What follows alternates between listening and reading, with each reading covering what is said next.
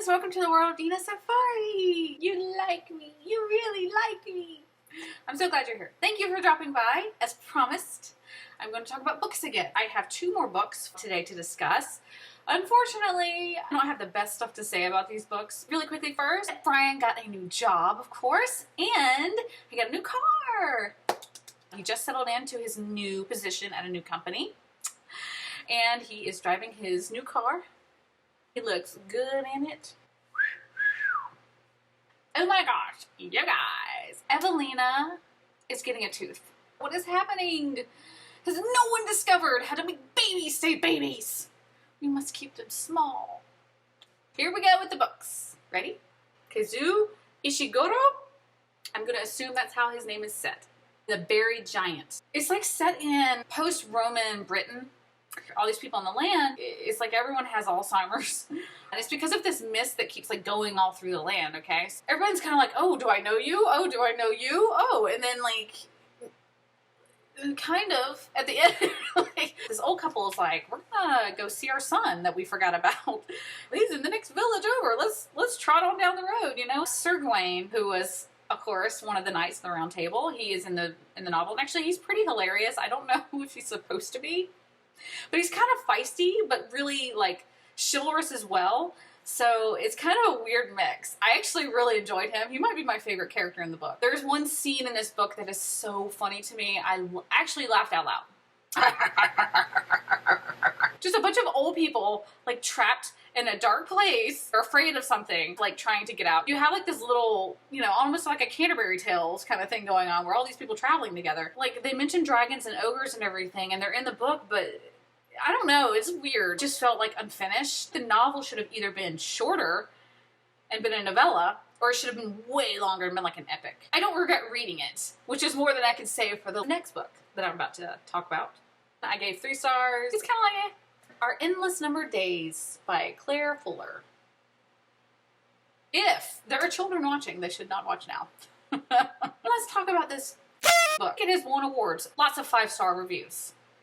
Keep that in mind when we talk about this book. They're living in the forest of Germany, where all, like, Grimm's fairy tales and, like, all these awesome things, right? Oh, beware of the wolf. And, like, they kind of allude to stuff like that throughout the book. Like, they're being hunted or something. I mean, you had such a great backdrop for something like that. You had the forest of Germany. You had the foreboding, like, grandmother, like, surviving off the land. You get to see what it's like and everything. Almost like Little House on the Prairie.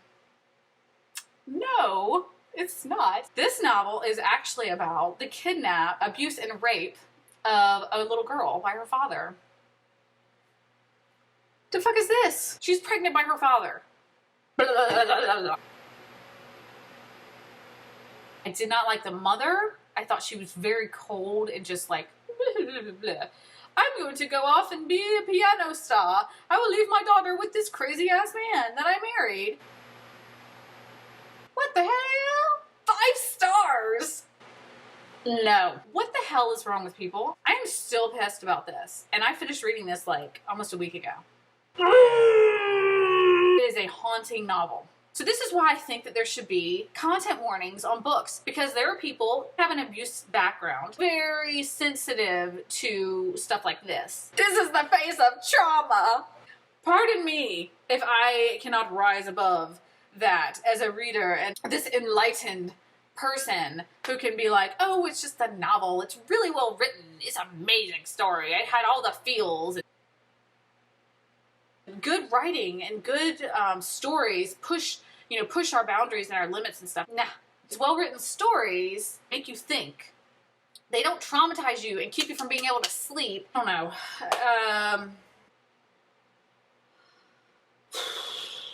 I did not enjoy this book, and I'm pissed that I read it. Sometimes it's good for writers to tackle tough subjects in a book, to get people to think about things and make changes and such. My main problem with this, the sex scene is graphic.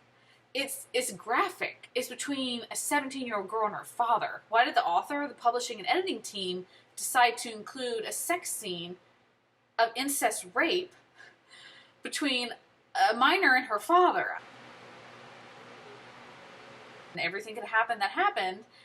but you didn't have to include a sex scene in it. That's my problem. Just as powerful a story without the scene in it. I don't want that in my head. I definitely don't want to associate it with entertainment.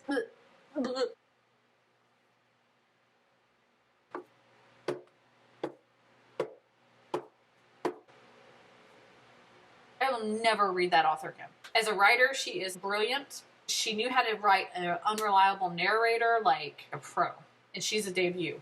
If you're going to read this book, I would suggest don't. If you're looking for kind of like a little epic adventure that's a little confusing, but, you know, is actually pretty good, The Berry Giant. If you are looking for a rape scene between a teenage girl and her father, this book.